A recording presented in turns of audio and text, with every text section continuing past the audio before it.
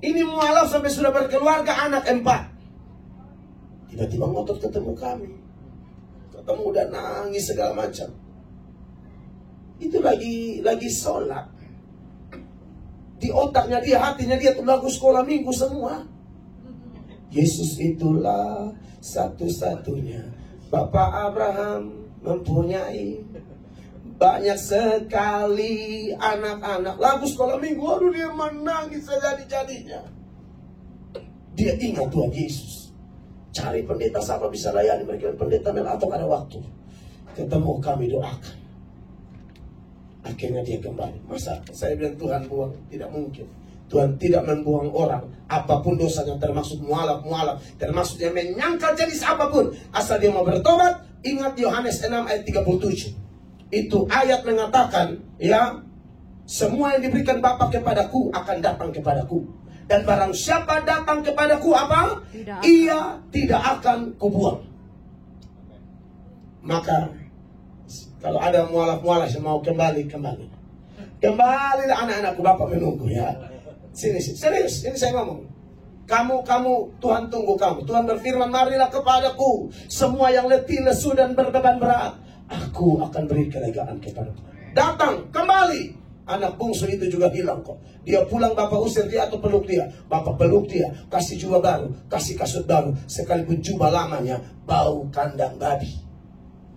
Tapi bagi Bapak, anakku tetap anak.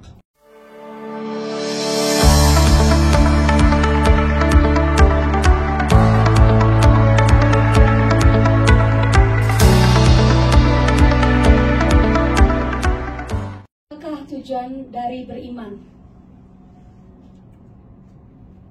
Oke, tadi ciri orang beriman. Yang berikut tujuan orang beriman ya. Saya pikir jawaban pertama dan jawaban kedua sangat erat kaitannya ya. Kita beriman ya supaya kita bisa menjadi saksi. Ya, kita beriman supaya kita bisa membawa orang-orang kepada Kristus. Ya, tujuan untuk beriman itu, ya salah satunya yang paling penting dari 4 poin di jawaban pertama tadi, saya dan saudara beriman supaya kita beda dengan dunia ini. Titik. Karena ciri orang beriman 4 hal tadi. Kalau kita miliki 4 hal tadi, otomatis kita berbeda dengan dunia. Paulus berkata di dalam Roma pasal 12, ayatnya yang pertama, kita harus tampil beda, tidak boleh sama, 1 dan 2. Kalau orang sudah persembahkan hidup, pasti dia beda dengan dunia, 1 dan 2. Karena itu saudara-saudara, demi kemurahan Allah, aku menasihatkan kamu supaya kamu mempersembahkan tubuhmu sebagai persembahan yang hidup, yang kudus dan yang berkenan kepada Allah. Amen. Itu adalah ibadahmu yang sejati. Ayat 2. Janganlah kamu menjadi serupa dengan dunia ini, tetapi berubahlah oleh pembaharuan budimu, supaya kamu dapat membedakan manakah kehendak Allah, apa yang baik, yang berkenan kepada Allah, dan yang sempurna. Di awal Kristen berkembang, Petrus dan teman-temannya muncul, itu langsung ketahuan. Langsung orang sebut, Kristen nih. Langsung beda. Langsung beda. Kenapa? Karena hal-hal yang saya sebutkan itu ada. Pengakuan imannya mantap, perubahan hidupnya mantap, kesaksian tentang kematian dan kebangkitan Yesus atau Injil yang sejati itu mantap, dan kehidupan doa mereka luar biasa. Tentu dari keempat hal ini ada lagi penjabarannya berkaitan dengan moralitas mereka. Ya. Dan itu yang membuat kita beda. Belum khotbah, orang sudah tahu kita Kristen. Kenapa? Karena orang beriman, kehidupannya berbicara lebih kuat dari kata-katanya. Amen. Orang mau jago ngomong, saya bilang kalau orang, saya lihat dia kayaknya nggak jelas orang ini. Dari mana orang memuliakan Bapa? Kesaksian kita, kata-kata kita bagus, tapi terutama buah-buah kehidupan kita. Matius 5 ayat 16.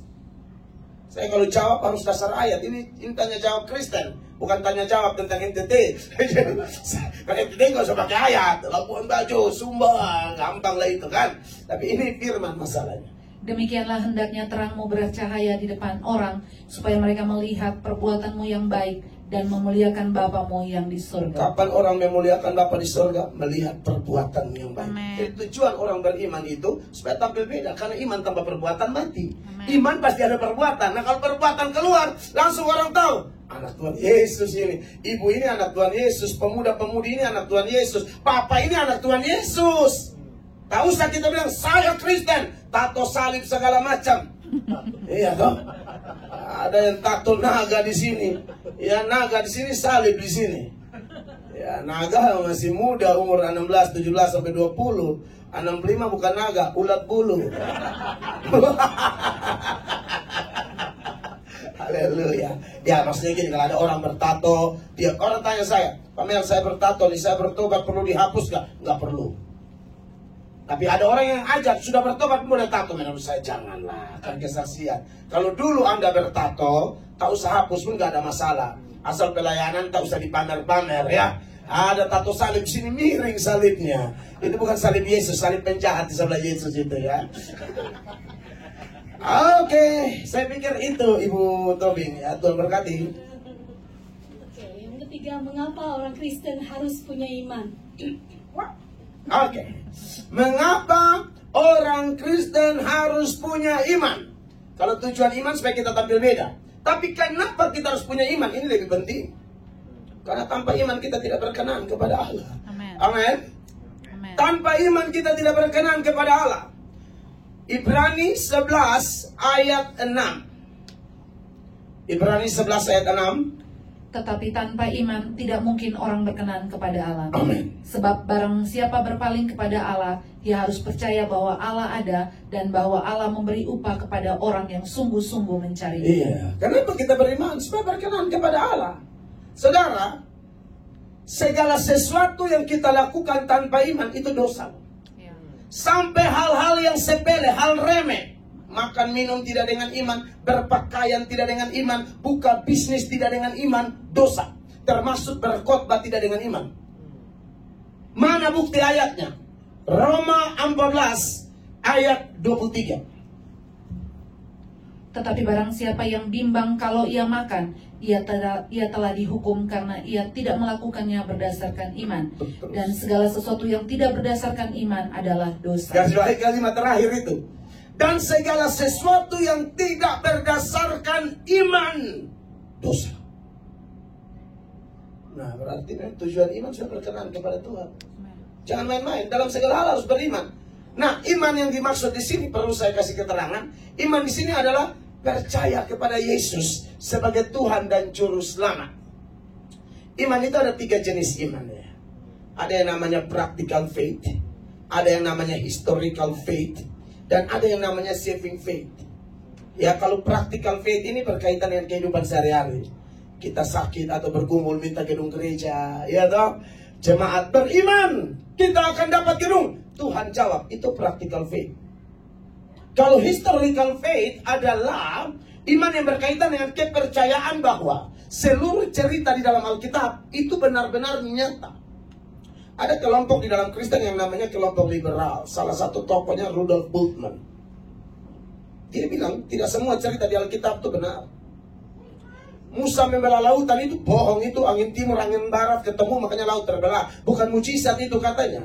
Yesus memberi makan 5.000 orang dengan 5 roti dan 2 ikan itu sebenarnya bukan mujizat. Waktu Yesus doa itu, yang 5.000-an orang itu laki-laki aja loh ya.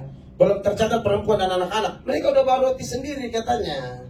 Jadi rogolah roti-rotinya itu, lalu dimakan-makan. Alkitab mencatat itu mujizat. Amin. Dan mujizat masih ada sampai sekarang. Haleluya. Jadi itu bukan dongeng. Itu historical faith. Kita percaya Yesus Kristus yang kita sembah itu yang pernah lahir, hidup di Nazaret, dibimbing oleh orang tuanya, dan dari usia 12 dia ketemu di Bait Allah. Setelah itu pulang, ada los di situ tuh, tidak ada cerita lagi. Nongol-nongol 30 tahun dibaptis toh. Nah dari 13 sampai 29 itu dia kemana? Dia nggak kemana-mana. Orang Yahudi itu tidak bisa jalan sembarang. Dia dibimbing dalam pengawasan orang tuanya. Dan syaratnya umur 30 tahun baru boleh tampil ke permukaan untuk pelayanan. Jadi kalau ada spekulasi bilang Yesus ke India, Yesus ke Tionghoa, lu mabok, nggak ada itu. Yesus tidak kemana-mana. Ya, nah itu secara semua harus dipercayai. Tapi ada yang namanya saving faith, iman yang menyelamatkan. Apa itu saving faith? Kita ini menyadari kita keturunan Adam dan Hawa. Maka tidak ada keturunan Adam dan Hawa yang tidak berdosa. Semua keturunan Adam dan Hawa berdosa. Kita protes. Kenapa dia yang buat kita yang kena ya? Begini jawabannya. Dalam pandangan Allah, catat ini. Dalam pandangan Allah, Adam adalah wakil kita. Kalau dia benar, kebenarannya diperhitungkan kepada semua keturunannya. Kalau dia salah, kesalahannya, kegagalannya juga diperhitungkan kepada semua keturunannya. Saya contohkanlah. Timnas Indonesia lawan Timnas Malaysia. Sepak bola nih. Boa Salosa dan kawan-kawan kan. Saya masih ingat Boa Salosa. Kemarin ada yang live dengan saya. Anak-anak dari NTT, siapa namanya? Satu teman Yabes. Yabes. Ya, dia anak Alor. Ada live di channel saya tuh. Yabes dan teman-teman main. Kalau mereka menang, orang tidak akan bilang timnas menang. Orang bilang apa? Indonesia menang. Ya. Karena mereka wakil kita. Ya. Kemenangan mereka diperhitungkan kepada semua orang Indonesia. Dari Sabang sampai Merauke, Pulau Miangas sampai Pulau Rotendao. Tapi kalau mereka kalah, nggak ada bilang timnas kalah. Tidak, Indonesia kalah. Kenapa? Karena timnas ini adalah wakil kita semua orang Indonesia. Ya. Seperti itulah Adam. Dia wakil kita. Maka ketika Adam berdosa, ya kita semua kenalah. Maka Roma pasal 5 ayat 12, ayat itu bilang begini. Perhatikan. Apakah saya bisa tambah kopi? Haleluya. Sebab itu sama seperti dosa telah Makasih. masuk. Ya. Sebab itu sama seperti dosa telah masuk ke dalam dunia oleh satu orang, dan oleh dosa itu juga maut. Demikianlah maut itu telah menjalar kepada semua orang, Betul. karena semua orang telah berbuat Yang gua dosa. cuma satu. Tapi karena dia wakil kita, menjalar kepada kita semua. Lompat ke ayat 19. Bagian A saja. 19. Jadi sama seperti oleh ketidaktaatan satu orang, semua orang telah menjadi orang berdosa. Sampai di situ. Ya. Jadi ini kita nih keturunan Adam dan Hawa. Itu yang namanya original sin. Ya. Dosa asal. Ya. Itu tak bisa dihindari. Adam salah diperhitungkan kepada kita semua. Jadi tidak ada orang keturunan Adam dan Hawa tidak berdosa. Tidak ada, semua orang berdosa. Maka kita perlu saving faith. Iman yang menyelamatkan. Kalau tidak bisa. Nah, gara-gara dosa ini, terima kasih. Gara-gara dosa ini kekasih Tuhan, bahkan dari kandungan pun kita sudah orang berdosa. Ya. Kita tidak percaya doktrin tabula rasa yang mengatakan, oh anak tuh suci, putih, bersih. Omong kosong itu. Tidak Alkitabiah itu. Anak itu dari kandungan sudah berdosa. Mazmur 51 ayat 7. Saya harap ayat-ayatnya dicatat ya. Oh, ini sudah di sekolah teologi gratis ini. Ini doktrin soteriologi gratis nih. Kuliah ini susah ini. Sesungguhnya dalam kesalahan aku diperanakan, dalam dosa aku dikandung ibuku. Dalam kesalahan aku diperanakan, dalam dosa aku dikandung ibuku. Bahkan anak gembala pun orang berdosa. Ya. Maka sebenarnya dari kecil itu anak-anak sudah butuh Yesus. Ya. Makanya Yesus jangan halang-halangi anak-anak itu datang kepadaku. Ya. Jadi semua orang tua yang belum bawa anak ke sekolah minggu bertobat. Saudara harus bertobat. Ya. Anak saudara itu orang berdosa. Dia butuh Yesus, butuh penebus. Bukan karena dia tahu buat dosa. Dia butuh Yesus karena memang dia lahir dengan benih dosa. Ya. That's why kenapa kita butuh penebus. Amin. Ini kasih Tuhan. Amin. Amin. Saya buat ilustrasi kecil deh. Tahu cita ya? Yang kayak macan itu. Cita kejar rusa, lalu membunuh rusa, menerkam rusa, memakan rusa. Baru citanya menjadi binatang buas, atau citanya binatang buas. Makanya dia kejar itu rusa, dia terkam dan bunuh rusa. Yang kedua atau yang pertama yang benar? Yang kedua. That's right.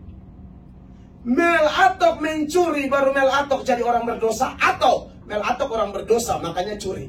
Ya. Yang kedua yang benar. Jadi dosa yang di dalam itu yang termanifestasi melalui curi, selingkuh, segala macam. Itu dosa di dalam. Makanya kenapa Anda dan saya perlu penebus? Ya. Jadi kalau pertanyaannya, kenapa harus beriman? Kayak itu dia ceritanya. Kalau tidak beriman, habis kita.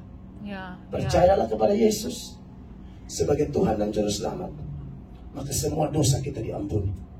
Datang kepadanya, mengaku dengan sungguh-sungguh, maka tidak ada satu dosa pun tersisa. Yes. 1 Yohanes 1 ayat 9. Tanya jawab itu menarik. Karena dia bisa langsung jadi khotbah juga.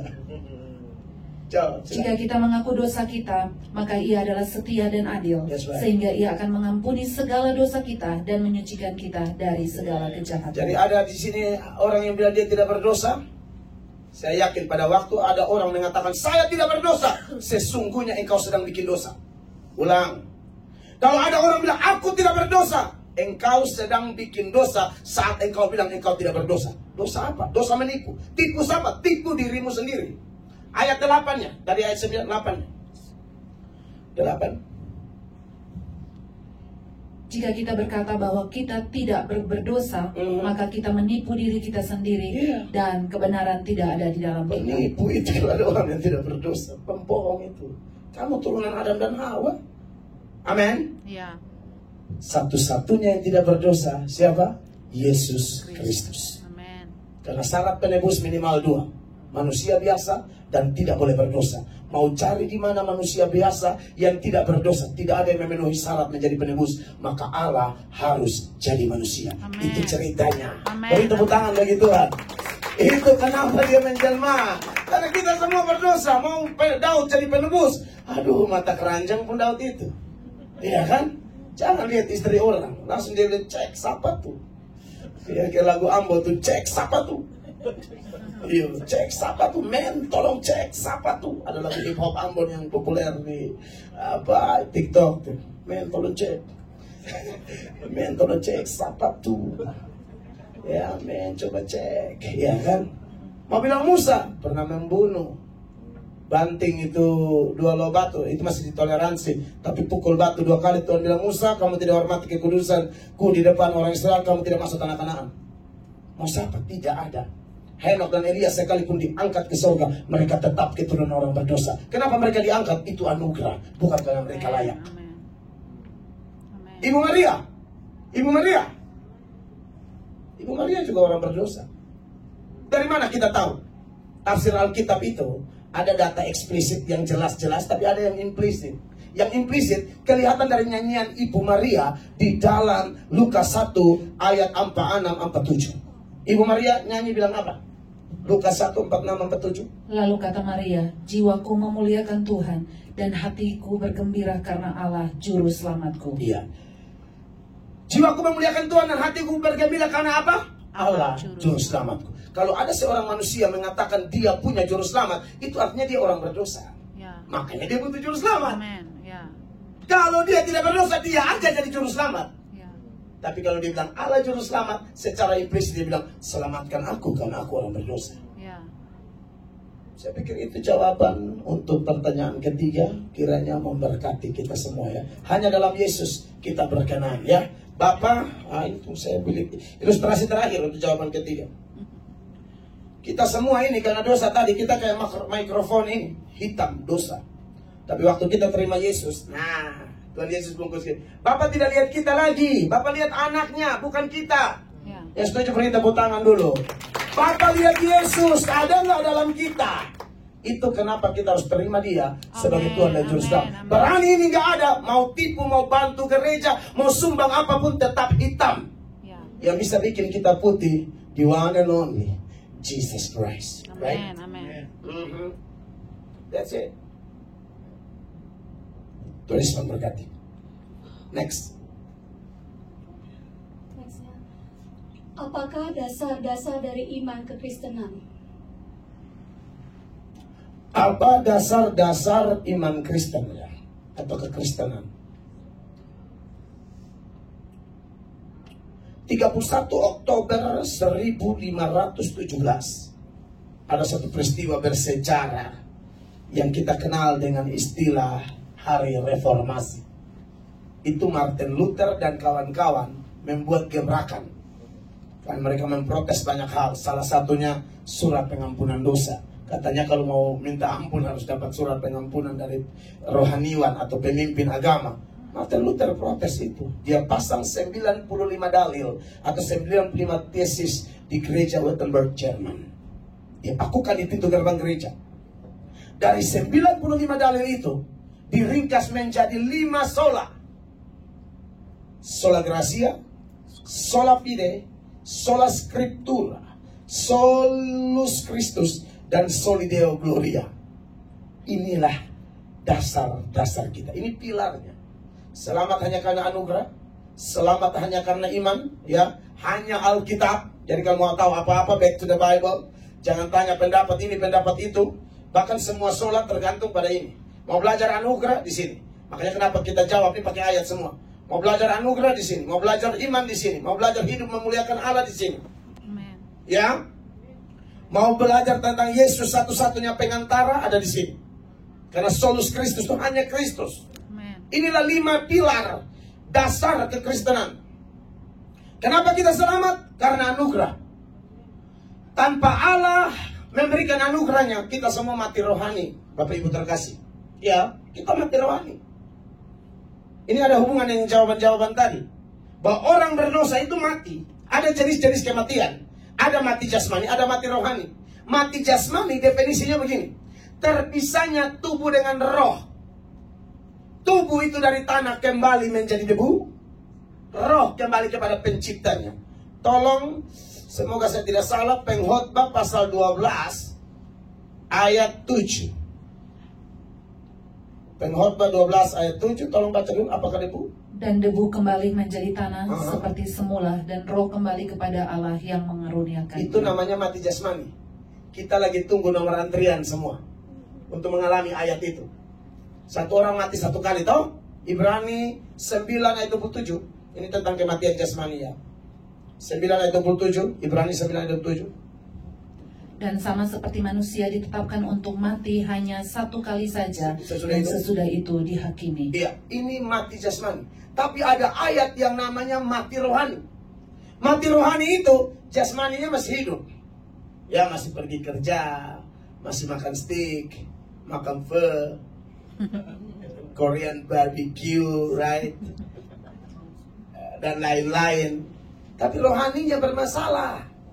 Hubungan dengan Tuhan rusak gara-gara dosa. Jasmani hidup, tapi rohani mati. Makanya Efesus 2 ayat 1, Paulus bilang begini: Kamu dahulu sudah mati karena pelanggaran-pelanggaran dan dosa-dosamu. kamu dahulu sudah mati. Itu bukan mati jasmani loh, mati rohani.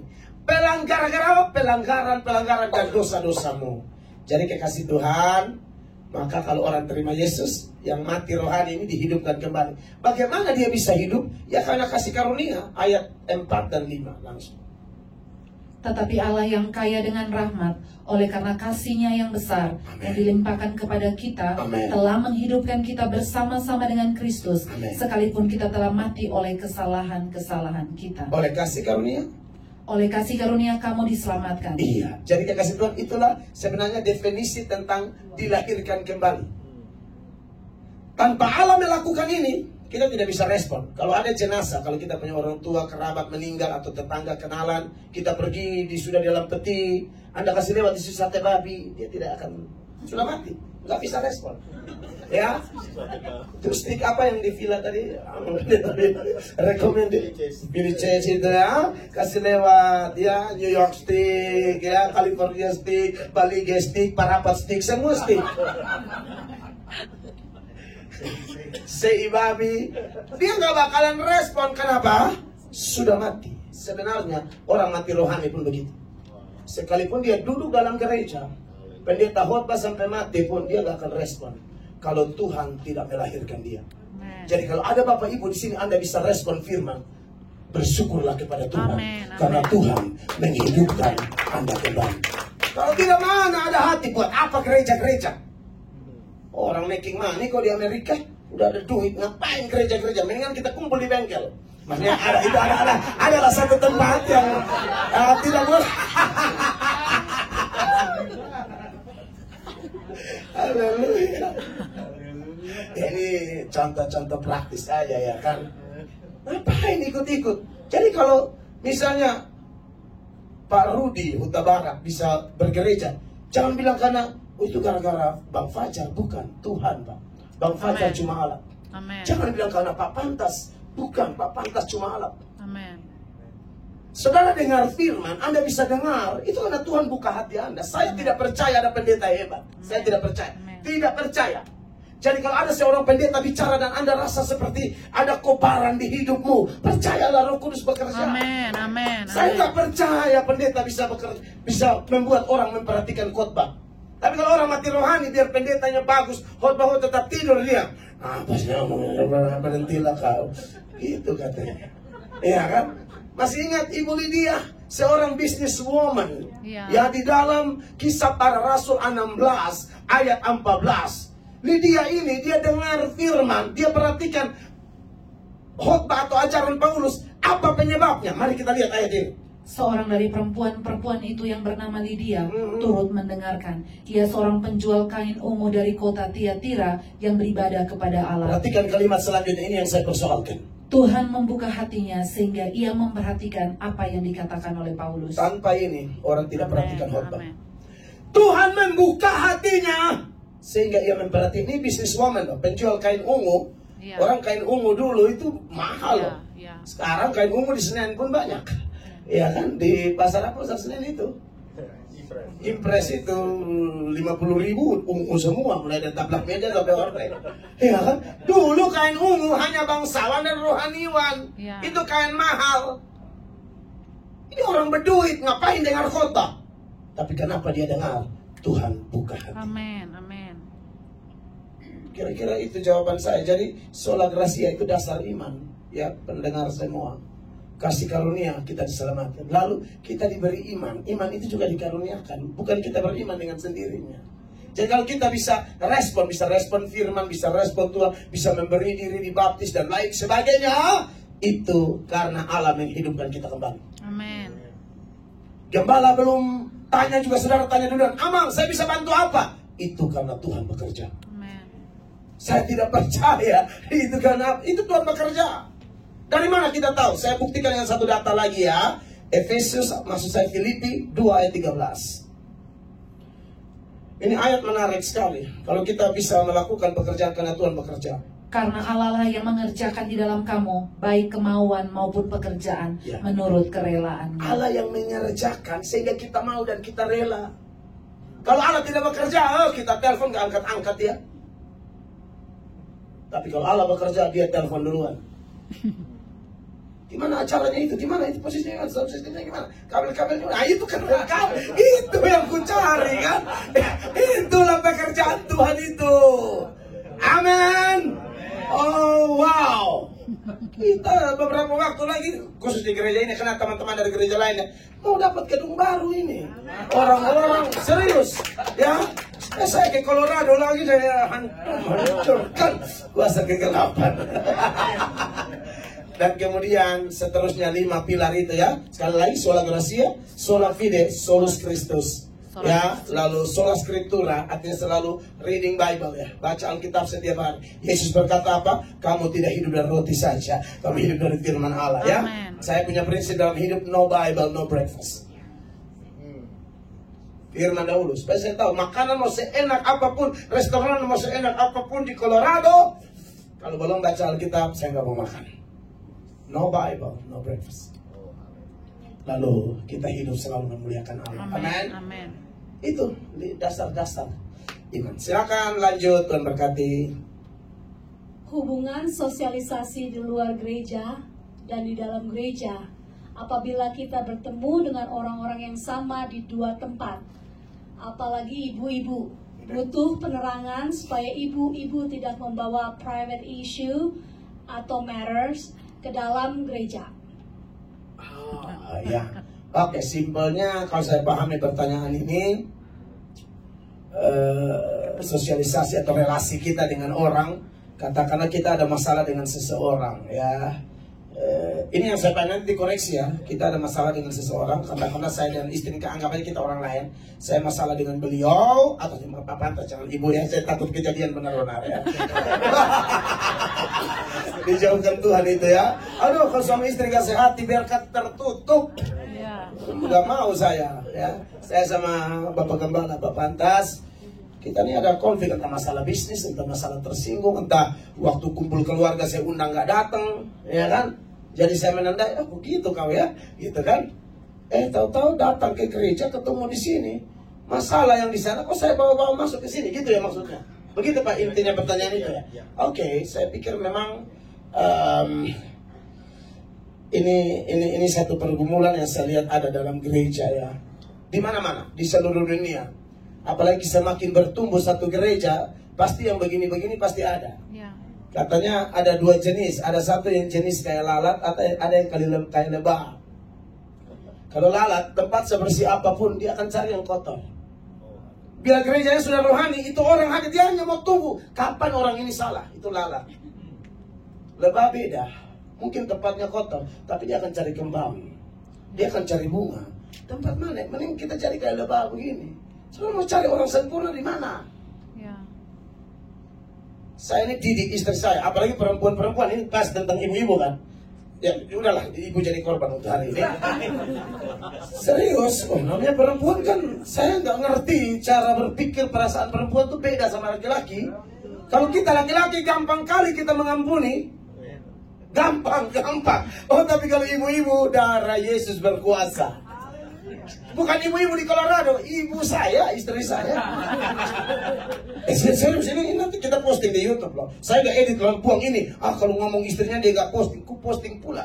Ya. Dosa papa mama saya bongkar di YouTube. Saya malah sembunyi-sembunyi, hidup ini udah berat. Kalau bongkar justru lega gitu loh. Main acting, main iklan, main sinetron terlalu banyak, hidup sengsara. Nah, ini kisah nyata. Saya tuh dibully, dimaki segala macam lah sama orang-orang tertentu. Pada 2019 tuh saya di Amerika. Saya ke Amerika ini sudah 6 kali. Itu kedatangan saya ke Amerika yang ketiga kali ya pelayanan. Itu tahu heboh di NTT gitu loh. Media sosial tuh mail up bla bla bla bla segala macam. Mayoritas fitnah lah kayak begitu. Dan kemudian setelah saya pulang Indonesia, kita ketemu orang ini di mall. Karena kita budaya orang NTT itu, kita ketemu kita cium, laki-laki perempuan cium hidung. Makanya saya kalau sama ibu Tobing, pokoknya orang NTT kalau kita ketemu cium hidung itu budaya kita. Itu tanda kasih sayang, itu istilah kita mungkin kita bisa seberangkan cium kudus, cium penghormatan, cium persaudaraan. Orang ini lihat saya dia agak ketakutan di mall. Saya cium dia. Nah saya tidak mau pakai standar masa lalu saya. Kalau pakai standar masa lalu mati ini orang. Saya culik, saya pukul kaki tangan kasih patah. Saya siksa kasih mati. Karena dulu kayak kami main begitu. Tapi ini gak bisa begitu. Saya anak Tuhan sekarang. Saya khotbah di gereja mengampuni. Saya harus praktek duluan. Pada waktu saya pergi, ini laki-laki, dia sama istri anaknya. Saya lihat dia, kok saya jadi mengasihi gitu loh. Saya mau peluk dia, istri saya tarik. Dia tuh pakai bahasa Kupang. Dia yang ngomong tuh, dia tuh mau tarik. Misalnya, mama, kita gembala. Akhirnya istri saya, puji Tuhan, dari waktu ke waktu, dari tahun 2019 itu, beliau mengerti. Saya bilang harus begitu, mam. Gak bisa, apalagi ibu gembala. Akhirnya puji Tuhan, jadi memang kembali kepada jawaban-jawaban sebelumnya supaya kita jangan bawa isu masalah pribadi kita ke dalam gereja. Pesan saya sebagai hamba Tuhan, ingat satu kalimat, kita ini orang-orang kotor. Kita minta ampun diampuni. Kenapa kita tidak bisa ampuni orang? Amin. Petrus pernah bertanya kepada Tuhan Yesus, harus berapa kali aku mengampuni orang? 7 kali? Yesus kan 70 kali 7 kali. Itu dia punya arti tanpa batas. Mengampuni itu akan sulit karena beberapa hal. Yang pertama, yang menyakiti kita tidak minta maaf. Ini sering menjadi alasan orang sulit mengampuni. Iya, tapi dia salah, nggak minta maaf. Gitu kan. Kalau ibu-ibu kan, kaum Hawa itu kan. Tidak minta maaf. Saya pikir tidak minta maaf bukan alasan. Teladan utama kita dalam mengampuni orang siapa? Tuhan Yesus. Itu teladan utama kita. Waktu orang maki dia, siksa dia tergantung antara langit dan bumi. Rusuknya, lambungnya, badannya luka semua, hancur dari kepala sampai ujung kaki, sedang tergantung di salib. Apakah ada yang minta maaf sama dia? Nggak ada. Ada nggak yang lewat? Maaf ya? Nggak ada. Tapi sekalipun tidak ada yang minta maaf, Yesus berkata, ya Bapa, ampunilah mereka, karena mereka tidak tahu apa yang mereka perbuat. Oh wow. Dan ini Mungkin saudara mengatakan, iya itu kan Yesus. Oh, banyak orang meneladani ini. Salah satu contohnya Stefanus. Semua orang yang lempar dia, tidak ada yang minta maaf tuh. Stefanus tetap doakan, maafkan dia. Tunjukkan Kisah Para Rasul pasal 7 ayat 59-60. Silakan. Ayat berapa? 59 dan 60. Ya, itu mulai dari situ sedang mereka melemparinya. Sedang mereka melemparinya, Stefanus berdoa katanya, Ya Tuhan Yesus, terimalah rohku. Next. Sambil berlutut ia berseru dengan suara nyaring, Tuhan, janganlah tanggungkan dosa ini kepada mereka. Dan dengan perkataan itu meninggallah ia. Tidak ada satupun yang minta maaf, tapi dia doa mengampuni. Minimal doa Anda. Sebut orang-orang yang memaki-maki Anda, yang menjelek-jelekan Anda, sebut dia dalam doa. Pada saat itulah Roh Kudus bekerja. Kebencian yang awalnya, mungkin kita benci, saya juga pernah sakit hati. Tapi mengingat ada ayat-ayat jenis ini di mana Yesus juga bilang jangan balas jahat dengan jahat. Ketika kita mempraktekkan kebencian itu, bisa Tuhan ubahkan menjadi kasih. Amen. Kita bisa menyapa duluan walaupun mereka yang buang muka. Nah, itu urusan mereka lah. Yang penting kita sudah melakukan porsi mereka. Kalau mereka yang buang muka lah apa? Alkitab berkata pembalasan hak Tuhan, bukan hak kita. Baca Roma 12 ayat 19 sampai 21. Ini tanya jawab ya, banyak ayat ya. Saudara-saudaraku yang kekasih, janganlah kamu sendiri menuntut pembalasan, tetapi berilah tempat kepada murka Allah. That's right. Sebab ada tertulis, pembalasan itu adalah hakku. Akulah yang akan menuntut pembalasan, firman Tuhan. Bukan kamu, Tuhan yang balas. Nanti terus. Tetapi jika seterumu lapar, berilah ia makan. Aha. Jika ia haus, berilah dia minum. Amin. Dengan berbuat demikian, kamu menumpukan bara api di atas kepala. 21 sama-sama. 1, 2, 3. Janganlah kamu kalah terhadap kejahatan, tetapi kalahkanlah kejahatan dengan kebaikan. Amen. Jadi kalau ada masalah di luar, tahu-tahu dia nongol ke gereja, tolong sikap Anda, salibkan kedaginganmu, salibkan emosimu, salibkan egomu. Tanya, ini jiwa yang datang. Amen. Saya sudah di gereja jadi pelayan, penyambut jiwa, bukan pengusir jiwa. Ya. Banyak pendeta, banyak gereja kurang ajar, minta maaf, saya harus omong keras ini. Dia tidak menyambut jiwa, dia usir jiwa. Yang berikut, mengampuni itu akan susah kalau yang menyakiti kita tuh orang dekat. Waduh, kalau orang jauh nggak ada masalah, kita nggak tahu senggolan di Tom Bradley misalnya di LAC itu, atau tadi orang Uganda ya, cara ketemu mungkin masalah dikit hilang gitu loh. Tapi kalau masalah sama suami, istri, kakak, adik, orang yang pernah kita berkorban untuk dia susah datang Amerika, kita yang tampung dia, sekarang udah sukses, wow, kacang lupa kulit. Ini yang kadang-kadang sulit nih. Tapi apakah ini juga menjadi alasan kita tidak mengampuni? Oh, tidak bisa. Ingat Yusuf itu disakiti oleh saudara-saudaranya. Itu orang dekat semua. Saya tanya, Yusuf mengampuni tidak? Mengampuni. Bahkan kasih mereka tanah Goshen, pelihara mereka lagi, balas kejahatan dengan kebaikan. Amen.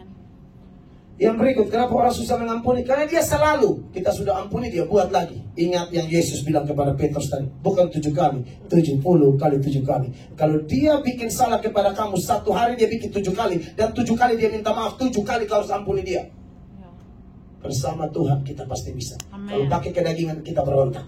Ya. Tujuan seminar ini supaya kita dipimpin Roh Kudus, bukan dipimpin kedagingan. Amen. Itu jawaban saya, Tuhan berkat. Dengan demikian tidak akan ada isu-isu itu di gereja. Kita bisa memaafkan. 1 tambahan lagi. Aduh, ini menarik. Tiba-tiba saya ingatin. Ini spontanitas. Saya tidak ada konsep apa-apa di sini. Ini benar-benar spontan. Ada yang menarik. Saya yakin Tuhan kasih ingat saya. Itulah kalau kita sudah dalam Yesus itu beda. Di Israel itu, salah satu kelompok yang paling dibenci oleh orang Yahudi adalah pemungut cukai.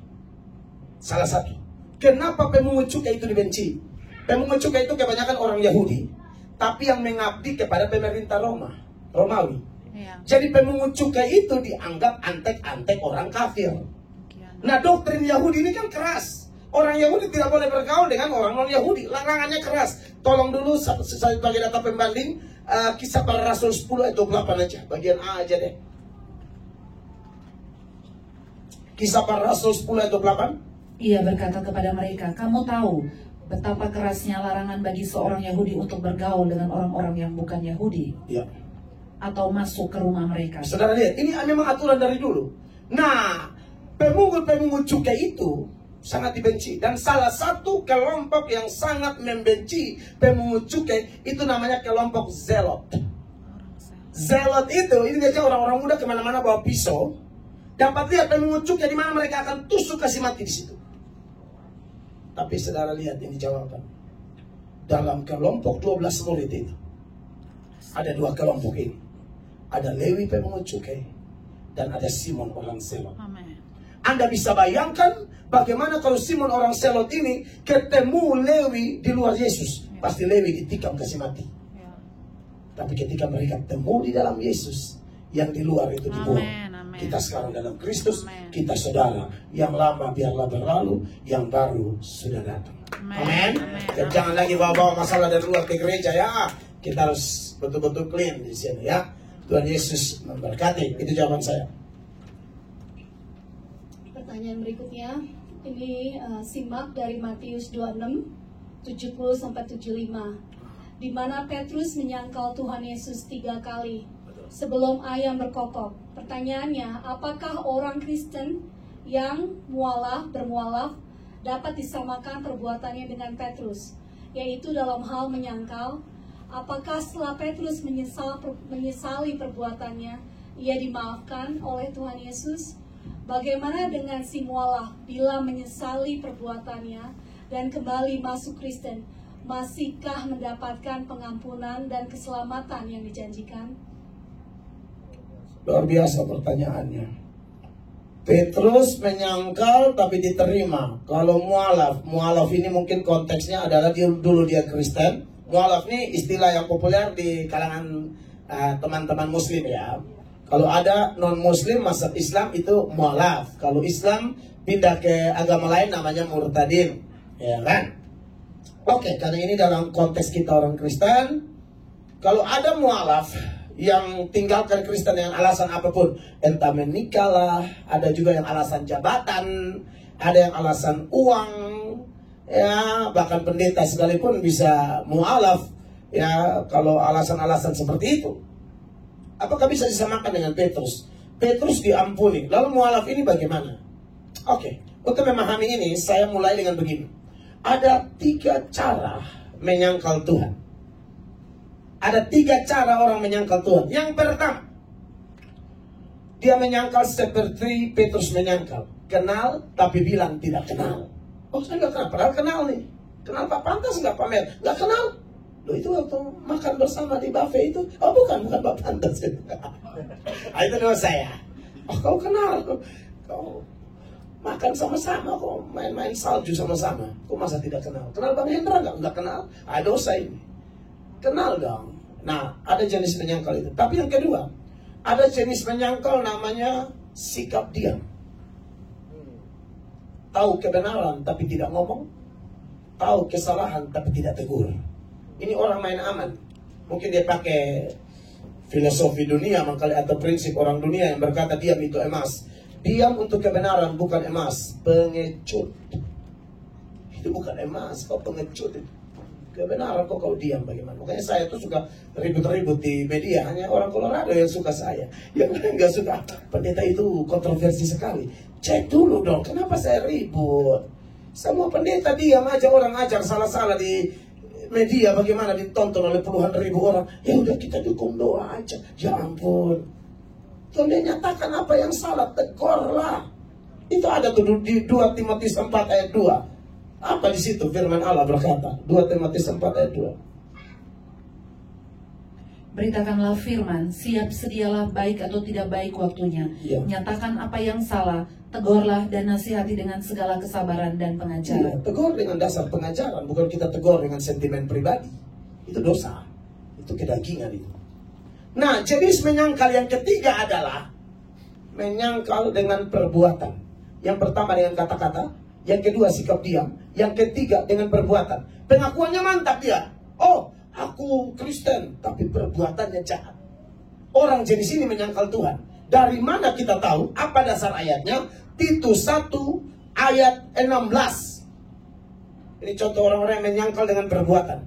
Mereka mengaku mengenal Allah, Mereka mengaku mengenal Allah, tetapi dengan perbuatan mereka menyangkal Dia. nah, saudara lihat di sini, kenal Allah, kenal Yesus, Yesus Tuhan, tapi dengan perbuatan mereka menyangkal. Makanya Yesus bilang, waktu orang itu berseru-seru, aku bernubuat, aku bikin mujizat, Yesus bilang, pergi, kamu pembuat kejahatan. Pengakuanmu benar, tapi kejahatanmu membuktikan engkau menolak aku. Nah, sekarang kita seberangkan dalam konteks mualaf ini. Ini kira-kira menyangkal jenis mana? Nah, kita tidak jelas mualafnya kenapa ya. Kalau dia mualaf karena memang dia tidak mengerti, apa boleh buat.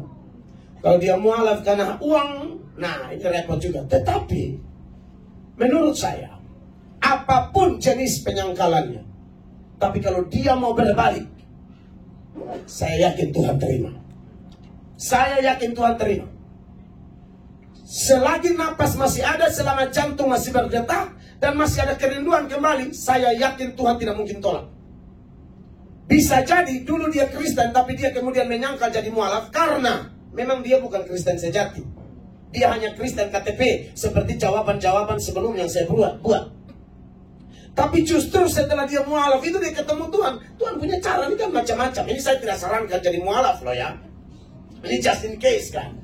Ini kan kasus khusus gitu loh. Karena begini, saya dengan istri itu layani orang. Ini mualaf sampai sudah berkeluarga, anak 4. Tiba-tiba ngotot ketemu kami. Ketemu udah nangis segala macam. Itu lagi sholat. Di otaknya dia, hatinya dia tuh lagu sekolah minggu semua. Yesus itulah satu-satunya. Bapak Abraham mempunyai banyak sekali anak-anak. Lagu sekolah minggu, aduh dia menangis sejadi-jadinya. Dia ingat Tuhan Yesus. Cari pendeta siapa bisa layani mereka. Pendeta atau ada waktu. Ketemu kami doakan. Akhirnya dia kembali. Masa saya bilang Tuhan buang? Tidak mungkin. Tuhan tidak membuang orang. Apapun dosanya, termasuk mualaf, termasuk yang menyangkal jenis apapun, asal dia mau bertobat. Ingat Yohanes 6 ayat 37. Itu ayat mengatakan, ya, semua yang diberikan Bapa kepadaku akan datang kepadaku. Dan barang siapa datang kepadaku apa? Ia tidak akan kubuang. Maka kalau ada mualaf-mualaf yang mau kembali. Kembalilah anak-anakku, Bapak menunggu ya. Sini, serius, ini saya ngomong. Kamu, Tuhan tunggu kamu. Tuhan berfirman, marilah kepadaku, semua yang letih, lesu, dan berbeban berat. Aku akan beri kelegaan kepadamu. Datang, kembali. Anak bungsu itu juga hilang kok. Dia pulang, Bapak usir dia atau peluk dia. Bapak peluk dia, kasih jubah baru, kasih kasut baru. Sekalipun jubah lamanya bau kandang babi.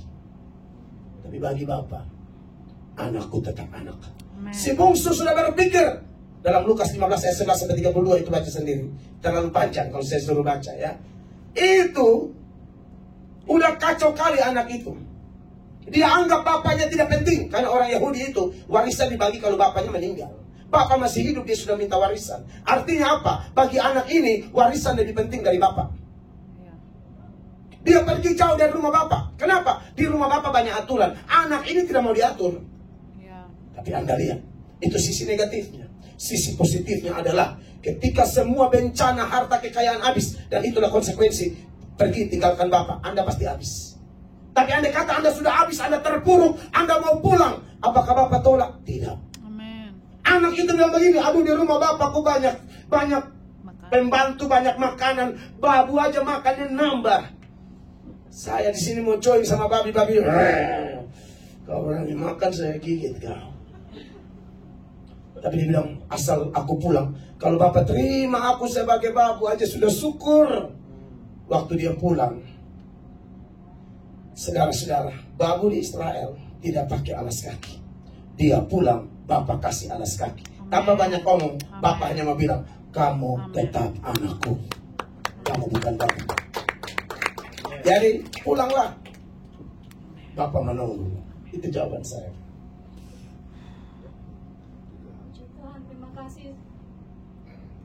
Sekarang saya mau buka untuk ada yang pertanyaan dari jemaat di sini, dari hadiran Hadirin yang hadir, kalau ada.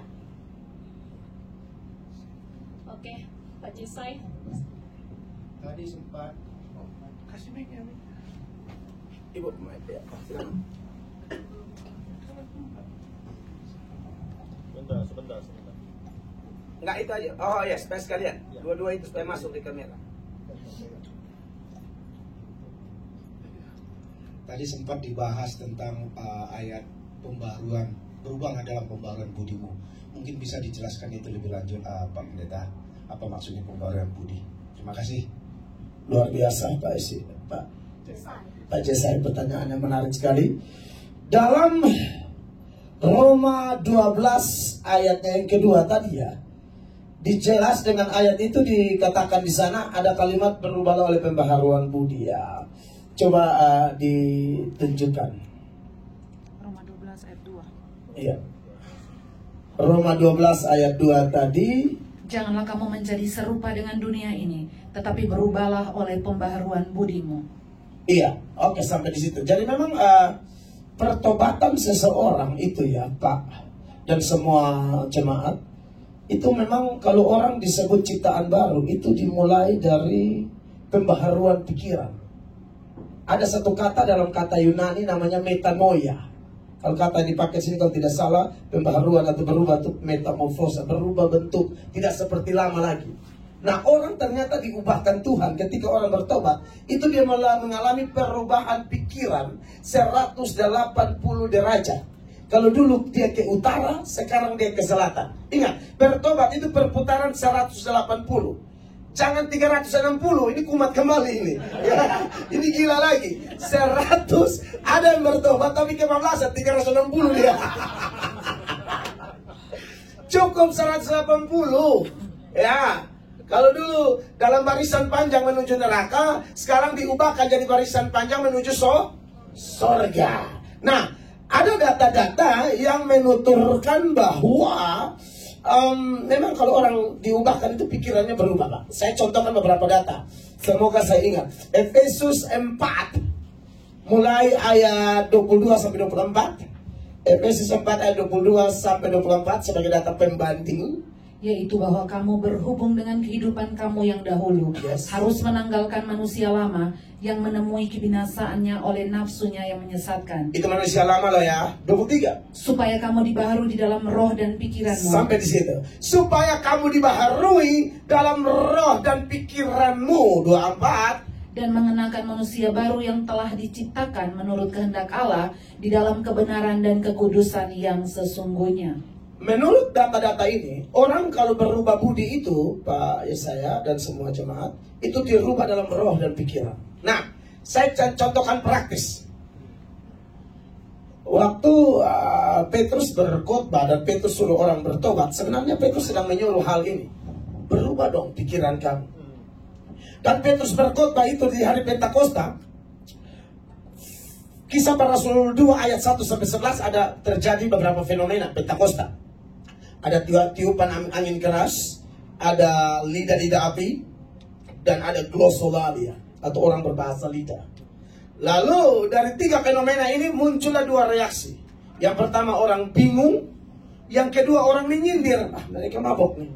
Petrus langsung bangkit melakukan pembelaan iman melalui khotbahnya yang panjang itu.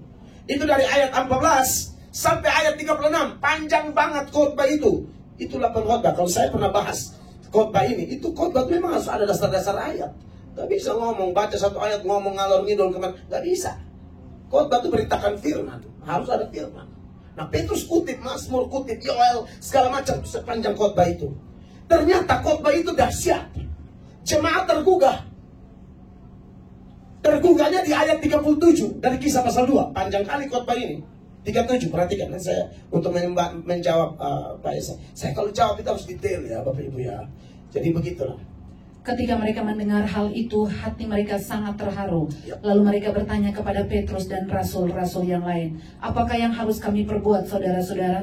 Jawaban Petrus 38. Jawab Petrus kepada mereka, bertobatlah dan hendaklah kamu masing-masing memberi dirimu dibaptis dalam nama Yesus Kristus untuk pengampunan dosamu, maka kamu akan menerima karunia Roh Kudus. Ya, bertobat di sini hampir mirip pengertiannya dengan pertanyaan yang ditanyakan oleh Bapak di Roma 12 ayat 2, pembaharuan budi.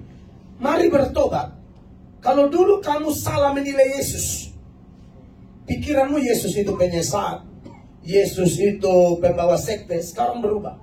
Yesus itu bukan pembawa sekte, Yesus itu penebus, Yesus itu penyelamat. Kamu tidak mungkin masuk surga kalau tidak percaya Dia. Saya pikir sekarang juga masih berlaku. Kalau ada orang ke gereja hanya cari Yesus hanya untuk kesembuhan, berubah dong. Yesus bukan hanya kasih kesembuhan. Amin. Bahkan Yesus tidak mau selalu kasih kesembuhan. Ada orang hamba Tuhan sekalipun bisa sakit dan sakit sampai mati, tapi jangan bilang dia kurang iman. Nabi Elisa, ini saya lihat banyak di gereja. Saya bicara dalam konteks sekarang aja ya. Banyak orang ke gereja itu, kalau gereja itu promosi mujizat, oh ramai kali pun gereja itu. Kalau gereja yang mengajar kayak saya begini, kalau bisa penuh, itu yang saya khotbah tadi, pasti Tuhan yang tarik. Manusia itu mau yang enak-enak. Ya. Apalagi kalau gaya kota, kayak seperti saya ini, saya tidak bisa jaga perasaan orang. Tapi saya bingung juga di gereja tempat saya menggembalakan. Ibadah 1 kali tidak cukup, tambah 2 kali tidak cukup, tambah 3 kali tidak cukup. Bongkar gedung sampai gedungnya besar, orang tetap mau ibadah. Itu pasti karena pekerjaan Tuhan. Itu pasti ujung tombak pelayanan saya, pemberitaan firman. Karena firman yang merubah orang. Ini kenapa mereka berubah sampai tanya, mau buat apa? Khotbah Petrus panjang. Gereja pertama bukan lahir karena bahasa roh.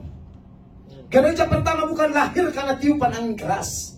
Gereja pertama bukan lahir karena lidah-lidah api, bukan. Saya bilang tadi, 3 hal itu membingungkan mereka dan membuat mereka menyindir. Tapi waktu Petrus khotbah, penuaian terjadi.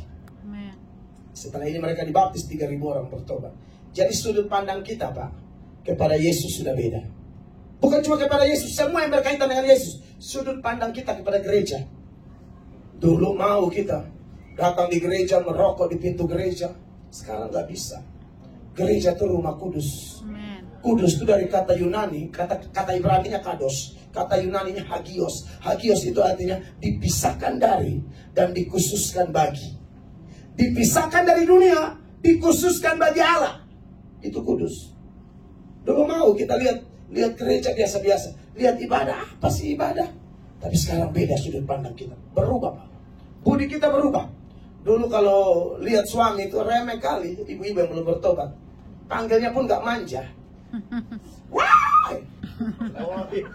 iya lah, dia nggak pernah panggil Han, babe. Ada kan suami-suami yang panggil istrinya tuh nggak manja gitu loh. Tapi sekarang enak panggilnya pretty. Disingkat aja pret-pret. Maksudnya jangan ditiru ini ya.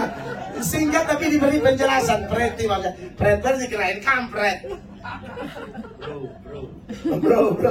Nggak manja lah. Lihatlah suamimu itu, Pak Ridwan Huta Barat, seorang pendeta yang saya suka. Beliau nggak kenal saya loh ya, tapi saya suka beliau. Kau lihat istrimu itu pemberian dari Allah. Kalau orang diubahkan Allah tuh beda. Dia lihat suaminya itu pemberian Allah. Dia akan lihat firman-firman berkaitan dengan hubungan suami istri. Hormat penuh kepada suami. Hei istri, tunduklah kepada suami. Bukan tanduk. Tunduk tuh Roh Kudus, tanduk roh kerbau. Dari NTT. Kerbau di NTT banyak di Sumba ya. Janganlah gitu. Bagaimana cara kita melihat anak kita? Ada orang tua kerja cuek, gak ada waktu sama anak. Nanti anak sudah narkoba, sudah begini, baru kaget dia. Sudut pandang kita diubahkan dalam semua sisi, Pak. Yang pertama-tama tentang Tuhan, tentang sorga. Dulu kalau ngomong sorga remeh banget. Ngomong neraka, biarlah masuk neraka aku. Kok enteng kali. Saya ingat bapak saya, almarhum itu.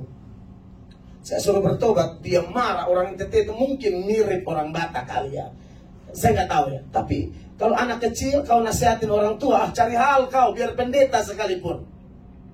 Saya bilang, bapak bertobat, bla bla bla bla bla. Kau itu, kalau kau mau ke surga lah kau. Biar bapak masuk neraka. Waduh. Kau sekali lagi ngomong, saya hantam kau ya, saya banting kau. Bingung, saya mau ngomong penginjilan gaya apa? Kan pikir saya heboh di luar, gak enak juga kalau di dalam gak diinjili kan. Di dalam kayak gini. Ya, stoplah saya bicara. Saya hanya doa, sebut. Tiba-tiba beberapa waktu kemudian telepon dari abang saya. Datang dulu. Bapak bilang bapak sakit. Kita datang, kita cek, bapak sakit, bawa rongsek segala macam. Bapak tumor batang paru-paru. Karena merokok dari SD sampai umur 70 sekian. Kamu berhenti, saya suruh berhenti. Nggak pakai ayat saya, hanya bilang berhenti, jaga kesehatan. Itu aja. Kalau pakai ayat suka tersinggung kan. Jadi bapak stop lah, bapak nggak mau. Batang paru-paru. Selesai. Singkat cerita, bapak bilang, Mel, bapak sakit sekali. Saya bilang, bapak, tumor tidak dapat dibandingkan dengan neraka. Kan bapak bilang, mau neraka pun jadi kan. Tumor aja bapak gak kuat. Iya bapak salah, bapak minta maaf. Saya bilang, bapak ingat, kepada orang keras, panggilannya keras. Ya. Kalau orang lembut pakai khotbah begini udah beres dia. Tapi orang keras khotbah begini belum mau. Dia minta nanti serangan jantung. Ini nih, dia maunya kayak gini. Saya berharap di ruangan ini, haleluya, dan semua yang ikut saya di YouTube, jangan keras. Mendingan kalau pakai khotbah berbalik deh. Nggak usah pakai selang infus, ya kan? Nggak usah sampai rongseng, radiologi apa segala macam, ya. Janganlah ya, pakai khotbah pulang. Tuhan memberkati begitu amangnya, dan sejumlah pembaharuan lainnya. Sudut pandang kita sudah diubahkan di dalam pikiran Kristus. Ya, saya tambahkan ayat penutup seputaran pikiran Kristus itu ya. Filipi 4:7-8.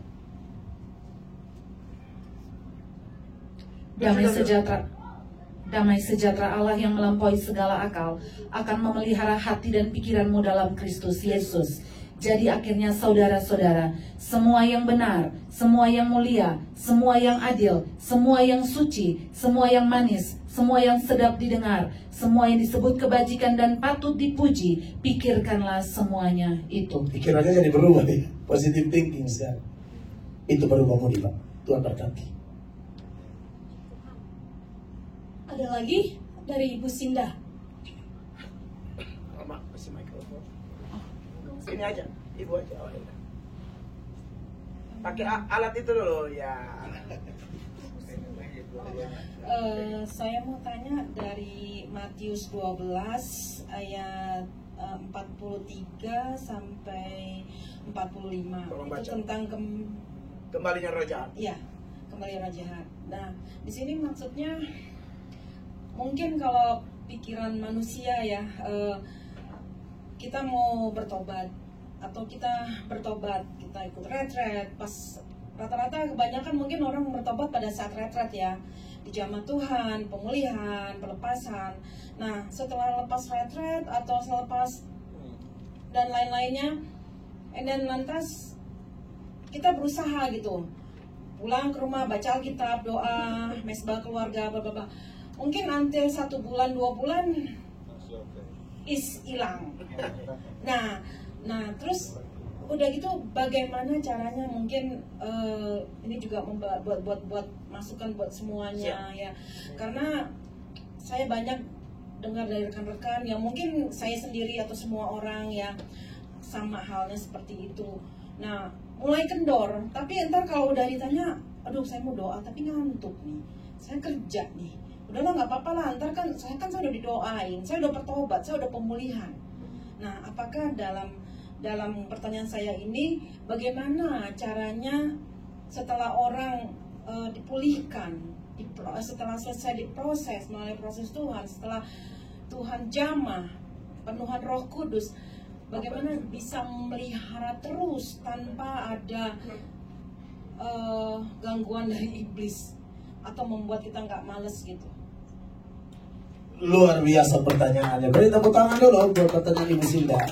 Baik, sebelum saya menjawab, alangkah baiknya kita baca dulu nats tadi ya. Matius 12 ayat 43, tunjukkan dulu supaya jemaat lihat. Nanti istri saya akan baca dan kita ikuti ya kronologi dari teks ini. Perhatikan. Apabila roh jahat keluar dari manusia, Ya, sampai situ dulu saya jelaskan. Jadi roh jahat itu target utama manusia. Kita sering nonton film-film horor di Indonesia, roh jahat di rumah besar, roh jahat di pohon besar. Itu pengalihan isu aja. Roh jahat itu hanya buat kita keliru. Pada saat kita fokus di sana, kita lengah, dia carinya kita. Target utama kita. yang namanya pohon besar bisa jadi ada, tapi bukan tujuan utama di sana. Ya, nanti kita lihat di ayat selanjutnya. Ia pun mengembara ke tempat-tempat yang tandus mencari perhentian, tetapi ia tidak mendapatnya. Iya, karena nggak cocok dia cari manusia soalnya. Terus? Lalu ia berkata, aku akan kembali ke rumah yang telah kutinggalkan itu. Maka pergilah ia dan mendapati rumah itu kosong, bersih, tersapu, dan rapi teratur. Lalu ia keluar dan mengajak 7 roh lain yang lebih jahat daripadanya, dan mereka masuk dan berdiam di situ. Maka akhirnya keadaan orang itu lebih buruk daripada keadaannya semula. Demikianlah juga akan berlaku atas angkatan yang jahat ini. Iya, Bapak Ibu jemaat yang diberkati Tuhan. Pertanyaan Ibu Sinda berkaitan dengan Matius 12 ayat 43 sampai 45 ini sangat menarik dan kita harus memberi perhatian, karena ini jangankan kita, Tuhan Yesus sekalipun setan ganggu, dia akan tunggu kesempatan yang baik dan dia kembali lagi. Itu poin pertama. Setan itu pergi, tapi dia kembali lagi. Kenapa dia pergi keluar dari orang itu? Bisa jadi seperti yang contoh yang Ibu Sinda katakan. Dalam sebuah momen, entah retreat, KKR, seminar, atau mungkin ibadah raya, adalah khotbah yang menyentuh, nangis dia, lalu mulai komitmen. Tapi komitmen ini tidak bertahan lama, karena entah jenis tanah hatinya apa. Karena ada tanah hati berbatu-batu di pinggir jalan yang dipenuhi semak duri dan tanah hati subur. Kalau tanah hati subur sih, dia akan berlipat kali ganda, 30, 60, bahkan 100 kali lipat. Tapi ada yang tidak gitu loh. Nah ini masalah, ini trouble di sana. Bahwa betul setannya keluar, tapi waktu setan kembali, sudah bersih, rapi, tapi ada satu kata di sana, kosong. Ini problem. Jadi tetap ada kekosongan. Jadi bertobatnya tuh emosi sesaat gitu loh. Ya bisa jadi setannya pergi. Tapi Anda lihat di sini, bahwa dia kembali. Dan sesuai apa yang saya katakan, jangankan kita, Tuhan Yesus pun dia goda, dia kembali lagi. Lukas 4 dan Matius 4 mencatat bagaimana Yesus dicobai di padang gurun. Ternyata Yesus menang. Karena Yesus pakai firman. Ada tertulis, ada tertulis, ada tertulis. Setan lari. Tapi jangan salah. Yesus pakai ayat, setan pun pakai ayat. Hanya bedanya setan pakai ayat dan ditafsir secara kacau. Ya, saya pernah bahas ini khotbah khusus. Ya, kalau sudah lihat ayat-ayat yang setan copot itu setan copot ditafsir tidak sesuai tujuan. Itulah setan. Jadi semua penafsir yang menafsir firman Allah secara kacau, hati-hati jangan sampai setan kendalikan kita. Tafsirlah menurut pimpinan Roh Kudus, jangan pimpinan setan. Ya, nah itu bukan itu yang saya persoalkan sekarang. Yang saya maksudkan adalah dia pergi tapi dia kembali. Ya, even itu Yesus sekalipun. Perhatikan, saudara lihat di dalam Lukas 4 ayat 13 di sana dikatakan demikian. Sesudah iblis mengakhiri semua pencobaan itu, ia mundur daripadanya dan menunggu waktu yang baik. Iya, itu Tuhan Yesus loh. Apalagi cuma Mel Atok, Pak Pantas, dan kita yang lain, kita gak hebat. Tuhan kita aja dia goda. Oh menang ya. Pikir dia mundur, dia cari lagi kesempatan. Dan ingat, Kristen adalah agama perang. Perang apa? Perang daging? Bukan. Peperangan kita bukan melawan darah dan daging. Peperangan kita itu melawan roh-roh jahat, pemerintah itu hierarki setan semua. Jadi, memang tidak boleh kosong itu. Ya, jadi langkah-langkah yang harus dilakukan. Ya, setelah bertobat memang kita harus melawan kedagingan kita ya. Petrus semangat banget di perjamuan malam. Tuhan Yesus bilang nanti gembala ditangkap, domba dicerai-beraikan. Kata Petrus, mereka tergoncang, aku tidak. Tuhan bilang, Petrus, sebelum ayam berkokok 2 kali, engkau menyangkal aku 3 kali. Jadi ayam itu berkokok 1 kali aja. Ya, supaya lebih mantap saya kasih tunjuk ayat aja. Karena ada yang mulai berpikir, sekolah minggu ku dengar lain. Nah, mari dibuktikan dengan Markus 14 ayat 29. 14 ayat 29. Kata Petrus, Markus 14 ayat 29. Markus 14, iya. Kata Petrus kepadanya, biarpun mereka semua tergoncang imannya, aku tidak. 30. Lalu kata Yesus kepadanya, aku berkata kepadamu, sesungguhnya pada hari ini, malam ini juga, sebelum ayam berkokok 2 kali, engkau telah menyangkal aku 3 kali. Iya, dan singkat cerita, oh Petrus tetap, oh tidak, aku rela mati. Semangat. Tahu-tahu di Taman Getsemani, Yesus doa, dia tidur. Semangatnya luar biasa, tapi nggak doa, Bu. Yesus bilang apa? Roh penurut, daging lemah. Petrus, tidak bisakah engkau berjaga-jaga dengan aku 1 jam saja? Apa yang Ibu sudah katakan benar. Kita pulang retret kendor lagi. Saya percaya sesibuk-sibuknya kita di Amerika ini, tolong siapkan saat teduh. Kalau tidak bisa sendiri, kan lebih enak. Toh yang sudah berkeluarga, kumpulkan suami, anak, istri, anak. Ya, ibadahlah 1 jam. Mama khotbah, bapak doa syafaat, atau sebaliknya. Jangan kendor. Kita nanti sia-sia. Seminar mau sedahsyat apapun, kalau pulang tidak jaga hubungan dengan Tuhan, kendor. Jadi Alkitab bilang, jagalah hati dengan segala kewaspadaan, karena dari situlah terpancar seluruh kehidupan. Ya, jadi harus jaga hati baik-baik.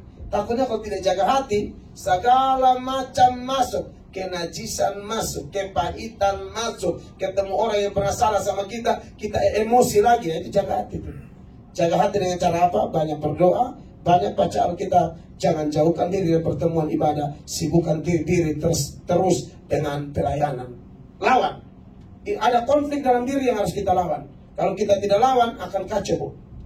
Ya, peperangan itu dimulai dari dalam diri. Kalau dalam diri kalah, dia akan merambat keluar. Kalau keluar juga sudah kalah, dia akan merambat ke Tuhan. Saya buktikan ayatnya. Yakobus 4, mulai ayat 1. Konflik dalam diri ini harus dimenangkan. Kalau tidak, habis kita. Dari manakah datangnya sengketa dan pertengkaran di antara kamu? Dari mana? Bukankah datangnya dari hawa nafsumu yang saling berjuang di dalam tubuhmu? Iya, sampai situ. Jadi seringkali kita bertengkar karena ada konflik di dalam. Ada keinginan baik dan keinginan jahat. Yang baik bilang ampuni, yang jahat bilang ampuni apaan, dia menyakiti sekali kok. Harusnya ikut yang baik. Semua kita termasuk pendeta masih ada itu sebelum kita mati. Ya. Selagi masih hidup, peperangan dalam diri tidak akan berhenti. Kita ini masih pakai daging loh. Keinginan itu masih ada. Mau balas dendam, mau maki, rasa-rasa mau posting di Facebook, nyindir-nyindir, pasang di story, matilah kau. Masuklah kawan-kawan pendukung. Siapa Eda? Adalah itu. Jadi panjang pun itu kan. Nah ini perlu ini hati-hati. Iya, perlu ini hati-hati gitu. Nah, hati-hati ya. Jadi saudara, kalau ada orang-orang jenis itu masuk mendukung Anda lalu Anda terhibur, itu bukan penghiburan dari Tuhan. Ya. Roh Kudus itu penghibur. Tapi kalau hiburan model begitu bukan dari Tuhan. Hiburan dari Roh Kudus akan terjadi saat Anda mengaku dosa dan berkata aku mau taat engkau, Dia akan hibur kamu. Itu penghiburan yang benar. Jadi kalau konflik ini merambat, next. Kamu mengingini sesuatu tetapi kamu tidak Ayat 2. memperolehnya. Lalu apa? Lalu kamu membunuh, kamu iri hati, tetapi kamu tidak mencapai tujuanmu. Lalu kamu bertengkar dan kamu berkelahi.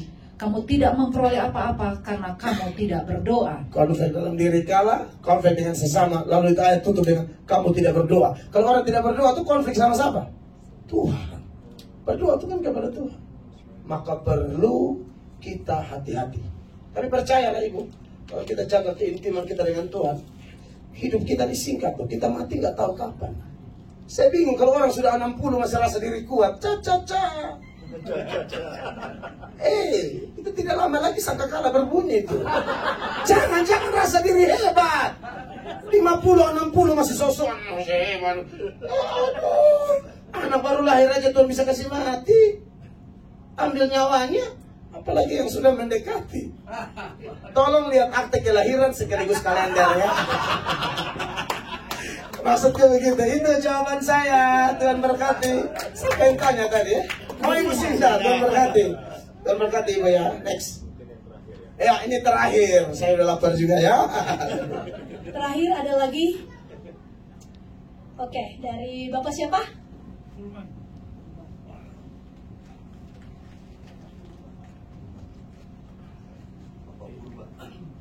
Jangan lupa alat itu di mana Abang? Ya udah lanjut.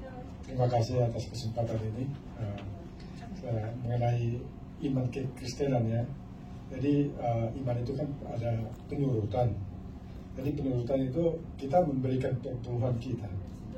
Ya saya sangat senang sekali dengan gaya Pak Pendeta ini menjawab sesuatu dengan berdasarkan Alkitabiah.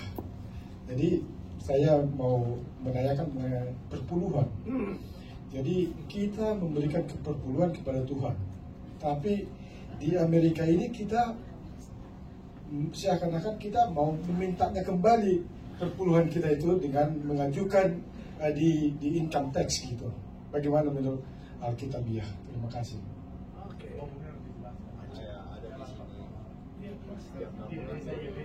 Ya, yang kita kasih ke gereja betul. itu bisa kita masukin di tax deduct gitu. Jadi apa yang kita ini bisa dikurangi dari apa yang kita berikan. Jadi seakan-akan menghubungkan duniawi dengan surgawi gitu Pak Pendeta.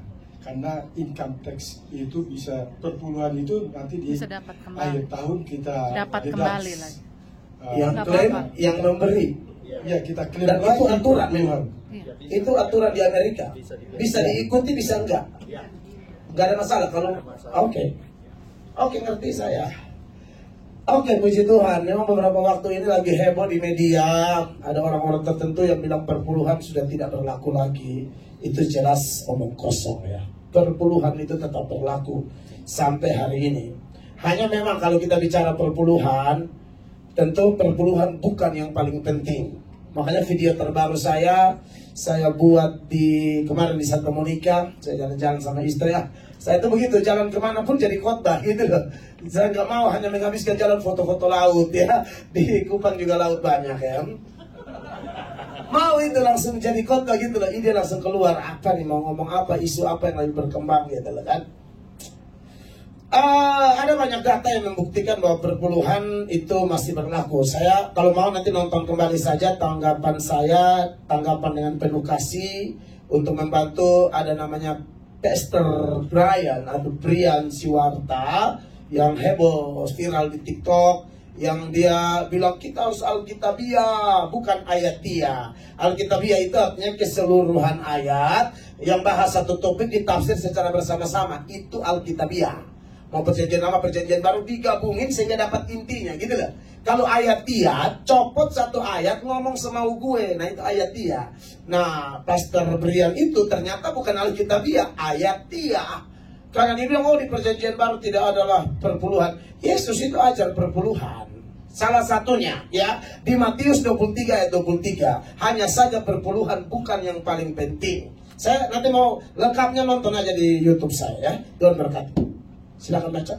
Celakalah kamu, hai ahli-ahli Taurat dan orang-orang Farisi, hai kamu orang-orang munafik, sebab persepuluhan dari selasi, adas manis dan jintan kamu bayar, tetapi yang terpenting dalam hukum Taurat kamu abaikan, yaitu keadilan dan belas kasihan dan kesetiaan. Yang satu harus dilakukan dan yang lain jangan diabaikan. Iya, jadi yang paling penting kalau dibanding perpuluhan dengan tiga hal yang Yesus ngomong, keadilan, belas kasihan dan kesetiaan, jelas tiga hal ini lebih penting dari perpuluhan. Ya, tetapi Yesus bilang di dalam bagian terakhir, yang satu harus dilakukan, yang lain jangan diabaikan. Berarti perpuluhan lakukanlah dengan setia, tapi jangan hanya kasih perpuluhan, tapi tidak ada kesetiaan. Jangan kasih perpuluhan, tapi tidak ada pertobatan dan lain sebagainya. Pertobatan lebih penting dari perpuluhan. Karena banyak orang bayar perpuluhan tapi tidak bertobat. Tapi bukan itu yang abang tanyakan. Yang tanyakan itu aturan di negara ini yang ada teks untuk kembali di akhir tahun itu. Bisa untuk refund kayak begitu ya. Nah, saya tidak ngerti aturan di Amerika ini.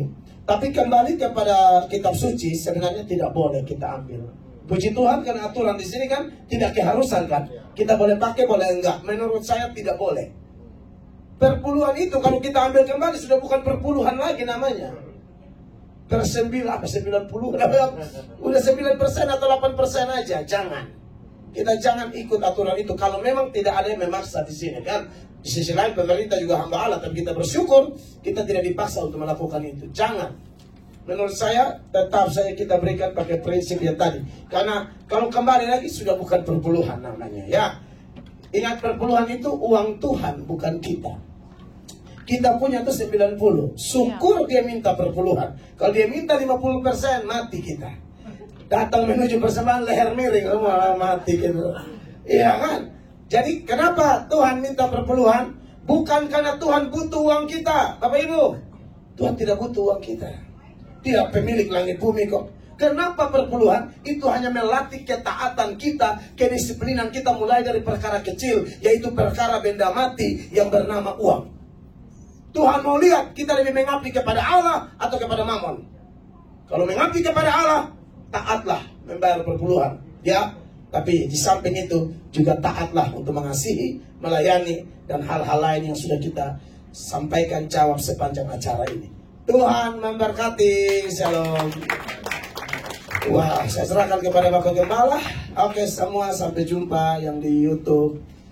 Apakah itu sudah dimatikan? Istriku tercinta. Kalau belum, kasih mati dia. Haleluya.